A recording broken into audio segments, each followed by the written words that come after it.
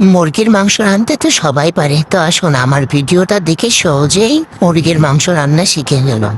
প্রথমে আমি প্যানে একটু তেল দিয়ে নিয়েছি, একটু বেশি করেই তেল দিয়েছি। তারপর আমি কিছু পেঁয়াজ আর রসুন কেটে রাখছিলাম আগে থেকে, সেই পেঁয়াজ রসুন কাটাগুলো তেলের ভিতরে দিয়ে দেবো, তেলটা একটু গরম হলে। এরপর আমি এটা ভালো মতো নেড়ে হালকা ভেজে নিব, বেশি ভাজতে দেবেন না, হালকা ভেজে নেবেন। হালকা ভাজা হয়ে গেলে এর ভিতরে আমি পেঁয়াজ বাটা দিয়ে নিয়েছি, এগুলো আমি আগে থেকেই বেটে রাখছিলাম। পেঁয়াজ বাটা, রসুন বাটা আর আদা বাটা। পেঁয়াজ রসুন একটু বেশি দিলে ভালো হয়।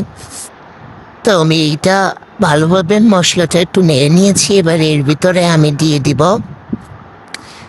একটু ঝালের গুঁড়া, পরিমাণ মতো আমি একটু বেশি দিয়েছি, আর একটু হলুদের গুঁড়া দিয়ে মশলাটা ভালোভাবে নেড়ে হালকা একটু পানি দিয়ে কষাইতে দিব।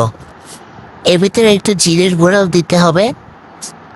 জিরের গুঁড়া, গরম মশলার গুঁড়া এগুলো আপনারা দিয়ে দিতে পারেন। তো আমি একটু পানি দিয়ে মশলাটা ভালোভাবে কষাই নিচ্ছি। মশলাটা একটু ভালোভাবে 5-10 মিনিট ধরে কষাবেন, এমন তেল তেল হয়ে গেলে এর ভিতরে আমি 2টা কাঠ আর 4টা লবঙ্গ আর একটা মশলার ফল দিয়েছি, এটা আলাদা আমি ঘ্রাণের জন্য দিই।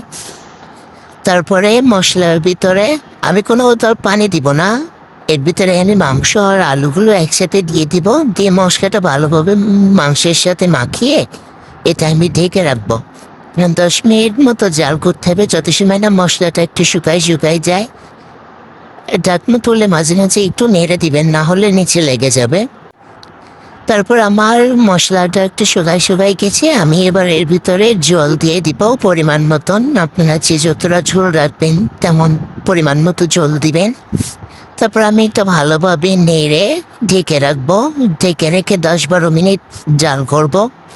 তারপর আপনারা তুলে আবার একটু নেড়ে দিব, আলুগুলো গলেছে কিনা সেটাও দেখতে হবে। আমি ভিডিওগুলো কেটে আপনাদের জন্য এত ছোট ছোট করে শেয়ার করি, তারপরে আপনারা লাইক কমেন্ট করেন না, এটাতে আমার খুব খারাপ লাগে। তো দেখুন আমি 10-15 মিনিট জাল করে নেওয়ার পর এটা আমি নামিয়ে ফেলছি, পরিমাণ মতো ঝোল রেখে। কত সুন্দর হয়েছে।